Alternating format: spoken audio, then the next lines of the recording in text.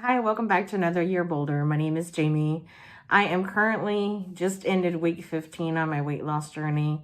I'm on a 100+ pound weight loss journey. And the reason why it's 100+ pound because I know I want to lose at least 100 pounds, potentially more. I'm not really sure. Like I said, I'm ending week 15. The way I'm doing this is I'm following the Diet-Free Life method by Robert Ferguson.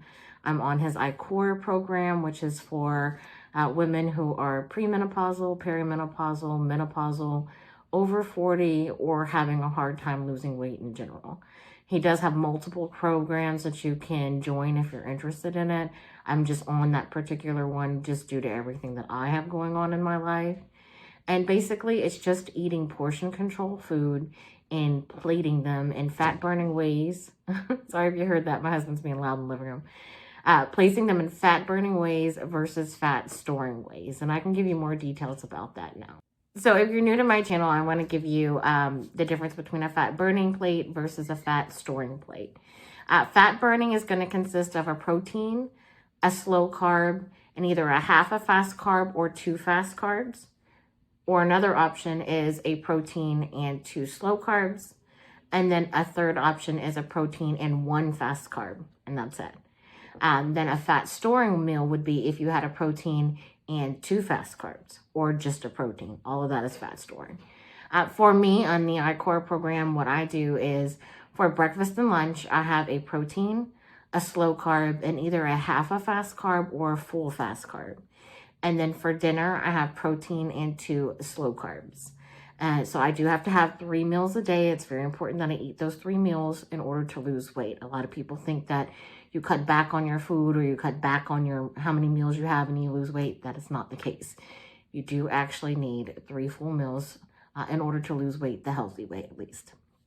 And then for my snack, I get 3 meals and 1 snack a day. Snack has to be between 100 and 200 calories. Because I'm a female, if I were a male, the calories would need to be 200 to 300 calories. Now, I can eat anything I want as long as it falls within those categories.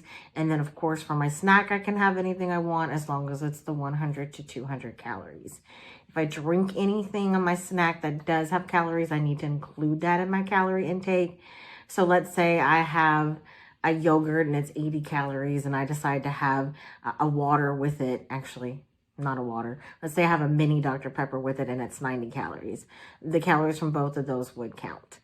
There's sometimes where I'll have a yogurt and a banana and that gets me up to like 180 calories. And then I'll add a water with the True Lemon packet, which is 10 calories.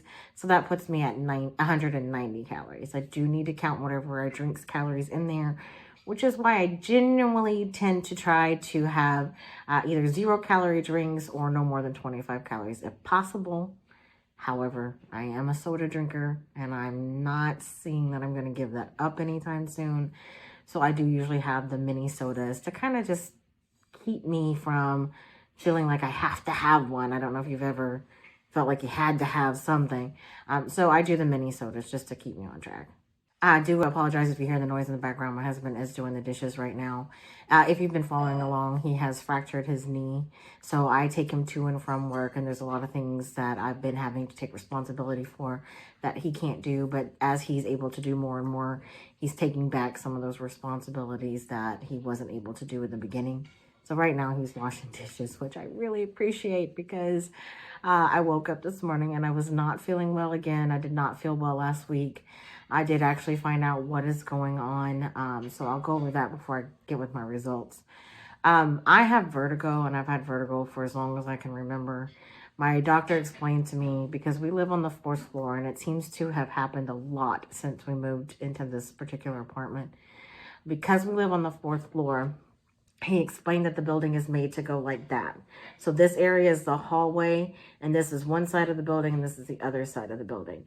So the closer I go towards the hallway area, the more it messes with my vertigo because it slants. And because it slants down, it just kind of throws my equilibrium off, which reacts to my vertigo. So this morning when I woke up, I was so dizzy. And I know this. I've known this for a while now. I was very dizzy. I've been doing a lot of things in the kitchen lately, and my kitchen is close to the middle of the building where it slants. And I can tell you our dishwasher slants backwards. They had to, I don't know, what would you call it? set up the dishwasher a certain way where the racks will go in. Otherwise, they come out. I don't know if that makes sense.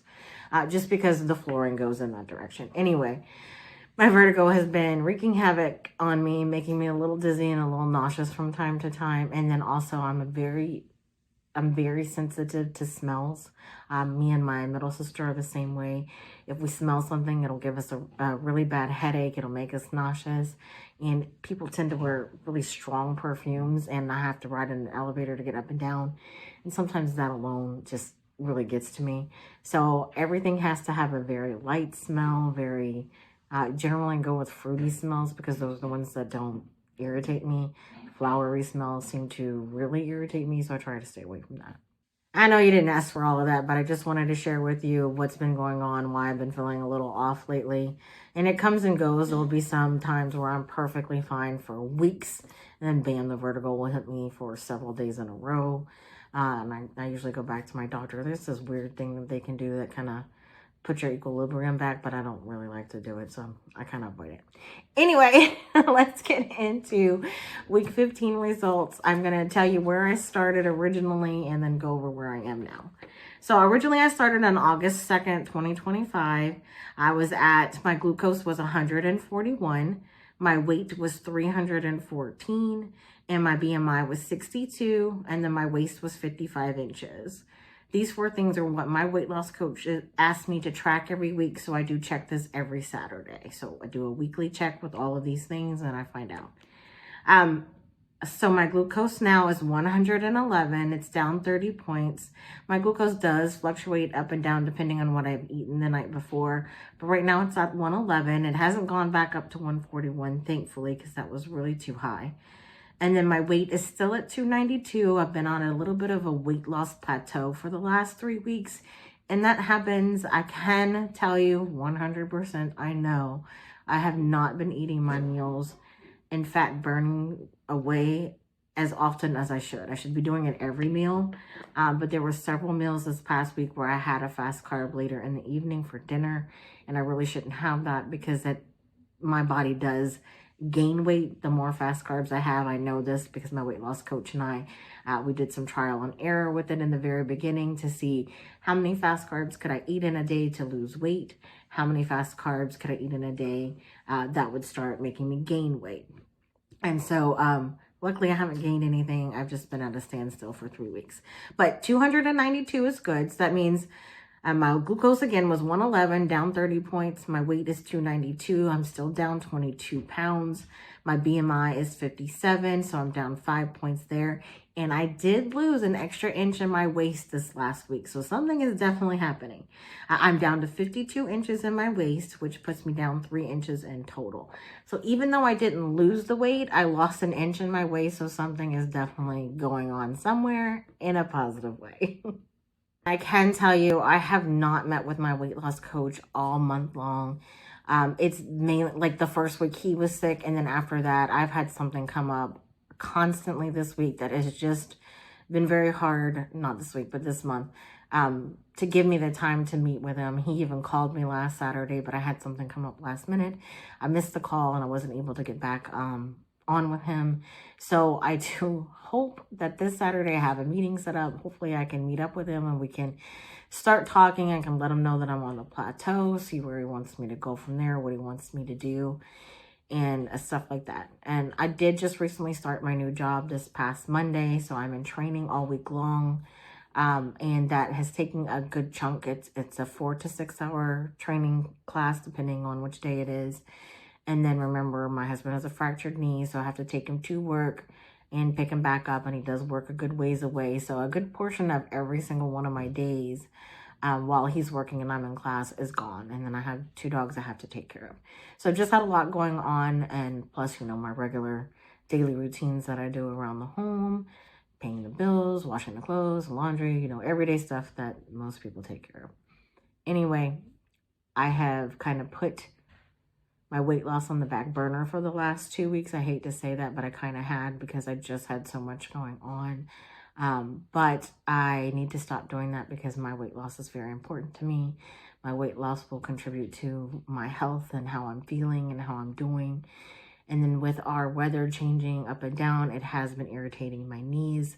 I found that the more weight I lose, the better my knees feel. However, with the cold, it's just, it's been hurting my knees. So, that's been a challenge on its own.